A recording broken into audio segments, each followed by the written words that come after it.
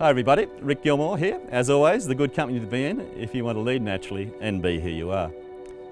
Now, in my most recent video, I asked you to think about the power of building a culture of respect founded on the two foundation pillars of inspiration and challenge.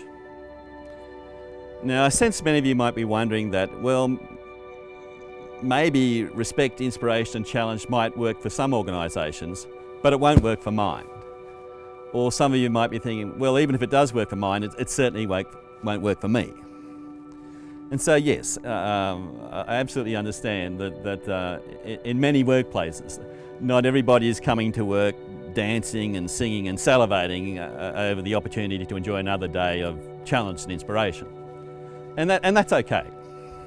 So in today's video, I want to dig a little deeper still and go into why creating a culture of inspiration is so important for business success. Now, if you're in Sydney for New Year's Eve in 2014, you would have seen Sydney do what Sydney does best and usher in 2015 to a spectacular fireworks display, culminating with a big crescendo of the word inspire emblazoned on the Sydney Harbour Bridge. Now, it's not just Sydney-siders getting into the inspire movement, is it? You might have noticed the word inspire is everywhere these days, isn't it? If you had to ask me what's one of the it words of the last few years, it would be inspire. You might have noticed everyone's being asked and impressed to inspire and be inspiring and tell inspirational stories, and it's on taglines and logos and in advertising, and wannabe inspirational leaders are popping up like monsoon toads. And all not bad for a word that in business circles 15, 20 years ago you would hardly heard a peep out of. Now, whatever you think of this as a global trend or movement, or whether you like the idea of inspire or you don't like the idea of it and you think it's all a bit over the top, whatever you think about that, the simple truth of the matter is that inspiration is such a powerful force for action. When you think about it, when you're inspired, do you need to be motivated to get out of bed in the morning? Do you need to be led? Do obstacles throw you off course for too long? Now, stick with me.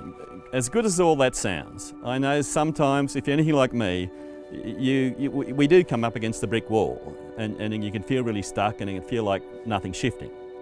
And quite often when you feel like that, it can feel a lot easier to pull up stumps and take your ball and go and play somewhere else. So I'm certainly not saying there isn't a time to positively quit and cut your losses and be open to a new direction coming in. But I also am saying, and as many others have said, if you look at the lives of many famous and successful people all through history, haven't they all usually failed a few times? And yet when the going gets tough, don't they pick themselves up, dust themselves off and say, yes, we can? Can you imagine, and many others have said this, where would we be today if Steve Jobs had given up the ghost just because Bill Gates was already on the personal computer scene? Or Oprah hadn't picked up her microphone because of her family background? Or the Buddha had given up on discovering his eightfold noble path? And of course, these people aren't super people and perfect in everything, are they? And they still have human flaws, don't they? And big moments of doubt and worry. But that doesn't matter, does it? What matters is, because their sense of prior inspired intention and purpose and faith in their mission is so strong, they can't be shuffled off the buffalo when inevitable obstacles and setbacks appear along the way. And they are able to take their fears along for the journey with them, instead of being paralysed by them, because they are always already inspired. As the mighty Confucius said, choose a job you love and you'll never have to work another day again in your life. The thing is, once you shift your focus to creating a culture of inspiration, then you can't be commoditised anymore. And you certainly won't be perceived as ambiguous or wishy-washy. And you certainly will be if you invest in this more, paving the way for the profits and the impact that you really want and you really care about. So as always, it'd be great to hear from you. So a la Confucius, how would you rate your workplace in terms of people helping each other to choose a job they love? Or what does it look like in your workplace around people holding a prior intention to inspire and be inspired?